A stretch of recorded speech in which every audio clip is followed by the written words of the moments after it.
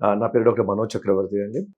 నేను senior orthopedic surgeon, Yashoda hospital, Somajiguda, Karimnagar and Warangal వెళ్తుంటాను. అక్కడ మీకు ఏమన్నా మెడికల్ ప్రాబ్లమ్స్ ఉంటే కలవచ్చు నన్ను. చాలామంది పేషెంట్లు నన్ను అడిగే క్వశ్చన్, నొప్పి ఎలా ఉంటుంది ఆపరేషన్ అయిపోయాక, మోకాలు చిప్పల ఆపరేషన్ తర్వాత, అంటే జాయింట్ రిప్లేస్మెంట్ తర్వాత నొప్పి ఎట్లా ఉంటుంది? చాలామంది నొప్పి భయానికే చాలామంది ఆపరేషన్ చేయించుకోరు.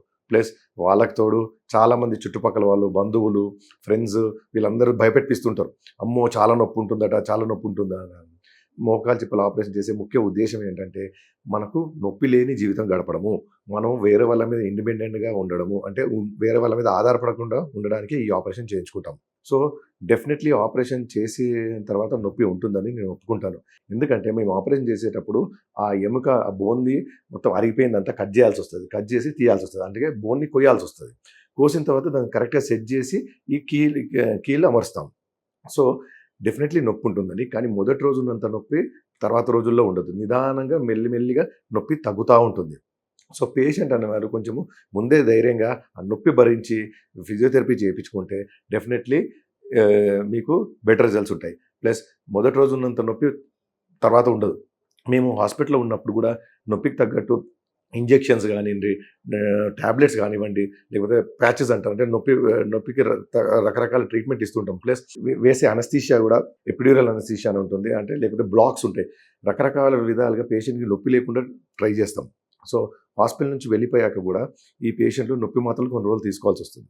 తీసుకొని ఫిజియోథెరపీకి సహకరిస్తే అప్పుడు బెటర్ ఉంటారు. సో నొప్పి డెఫినెట్లీ ఉంటుందని కొంచెం కొంచెం కొంచెం మెల్లిమెల్లిగా తగ్గుతూ ఉంటుంది. ఆ నొప్పికి అంత భయపడాల్సిన అవసరం లేదు. ఎందుకంటే దానికి తగ్గట్టు ట్యాబ్లెట్స్ అండ్ ఇంజెక్షన్స్ ఇస్తాం కాబట్టి అస్సలు భయపడాల్సిన అవసరం లేదు. ఇనీషియల్గా చాలా నొప్పున అని ఒక నెల రోజుల తర్వాత పేషెంట్స్ ఎంతో సాటిస్ఫై అయిపోతారు, చాలా హ్యాపీ ఫీల్ అవుతారు ఈ ఆపరేషన్ చేసుకున్నందుకు. లక్కీలీ ఈ ఆపరేషన్స్ ఈ మధ్య కాలంలో ఫేమస్ అయ్యాయండి. పాతకాలంలో ఈ నొప్పితోనే పేషెంట్లు జీవించేవాళ్ళు, కర్ర పట్టుకొని నడిచేవాళ్ళు. కొంచెం వాళ్ళ బరువు కర్ర మీద పడుతుంది కాబట్టి కొంచెం నొప్పి అన్న తగ్గేది. ఇప్పుడు ఎవరు మనం చూస్తున్నాం, బయట ఎవరు కూడా కర్ర పట్టుకొని నడవట్లేదు. ఆ ఫ్యాషనే పోయింది. సో అందరూ ధైర్యంగా వచ్చి ఈ ఆపరేషన్, మోకాలు నొప్పులు ఉన్న వాళ్ళు, ఏజ్ పీపుల్ ధైర్యంగా వచ్చి ఈ ఆపరేషన్ చేసుకోవచ్చు. నొప్పి గురించి భయపడాల్సింది అస్సలు లేదు.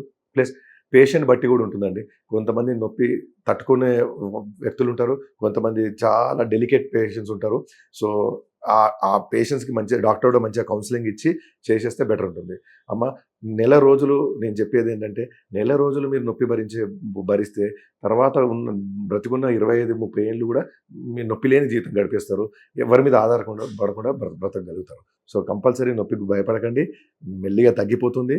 ధైర్యంగా ఉండి ఈ ఆపరేషన్ చేసుకోండి.